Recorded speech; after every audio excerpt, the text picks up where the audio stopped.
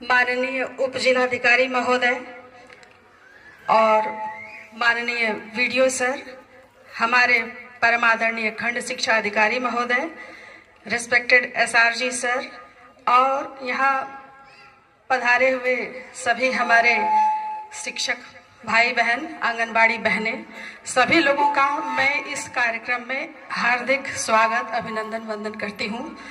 और मुझे इस बात की बड़ी प्रसन्नता है कि इस कार्यक्रम में आप सभी लोग अपनी उपस्थिति दे रहे हैं और इस कार्यक्रम के उद्देश्य को ध्यान में रखकर चिंतन मनन कर रहे हैं।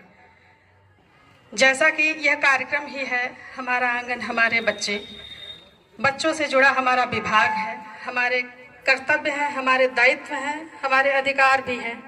तो हमें उन सब चीज़ों को ध्यान में रखकर अपने कर्तव्यों और अपने दायित्वों के प्रति जिम्मेदार बनना है, उत्तरदायी बनना है।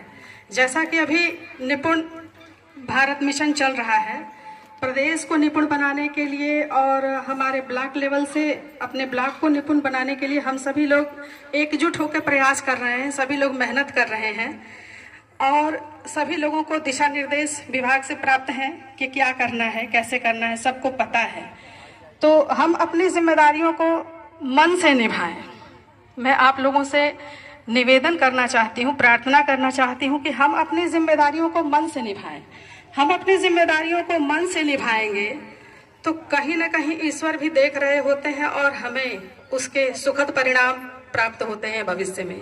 मैं ऐसा मानती हूँ, मेरा अपना सोचना है कि हमें अपनी जिम्मेदारियों को मन से निभाना चाहिए, अपनी जिम्मेदारियों से मन से जुड़ना चाहिए।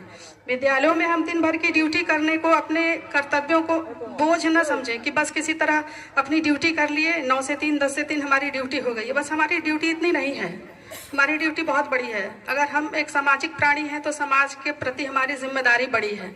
चूँकि हम बौद्धिक वर्ग से जुड़े हैं तो हमारी जिम्मेदारी और बढ़ जाती है। हमें संवेदनशील होना होगा अपने दायित्वों के प्रति, यह संवेदना बहुत जरूरी है। और एक शिक्षक अपनी संवेदना अपने बच्चों से ही जोड़ता है विद्यालय में, तभी जाकर वह एक शिक्षक के रूप में सफल होता है।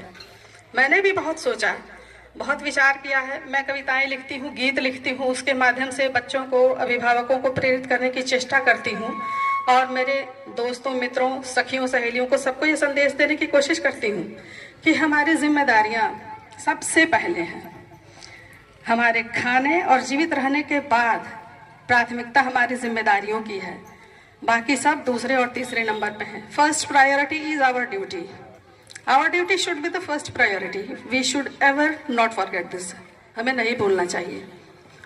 और चूंकि हम बचपन की बात कर रहे हैं, बच्चों के निपुण होने की बात कर रहे हैं, निपुण होने की दिशा में प्रयास करने की बात कर रहे हैं, तो मैं इस माहौल में एक अपना बचपन से जुड़ा हुआ गीत आप लोगों के सामने प्रस्तुत करना चाहूंगी, जो मैंने बाल दिवस के उपलक्ष्य में लिखा था।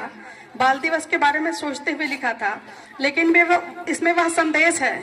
मेरा निवेदन आप लोगों से, मेरी विनती है सभी शिक्षक भाई बहनों से और विशेषकर आंगनबाड़ी बहनों से, क्योंकि उनकी बड़ी विशेष भूमिका है। बच्चों को निपुण बनने की दिशा में ले जाने में आंगनबाड़ी बहनों की बड़ी विशेष भूमिका है और मैं आप लोगों से करबद्ध विनती करती हूं कि आप लोग अपनी जिम्मेदारियों को निभाएं।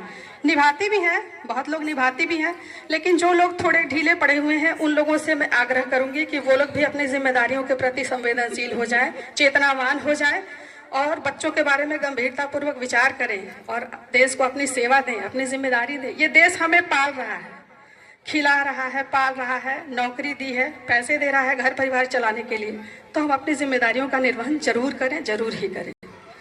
और अब मैं आप लोगों को अपना गीत सुनाऊंगी।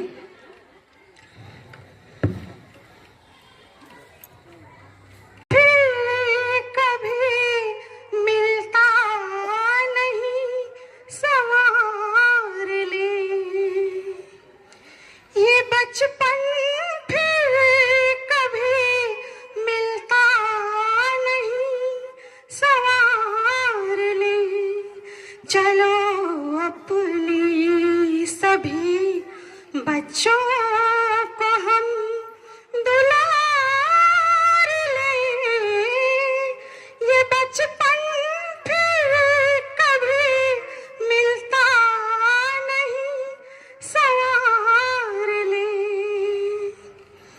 किसी बच्चे के चेहरे से कभी मुस्कान जाए ना, कोई बच्चा हो मुश्किल में तो हमको चैन आए ना।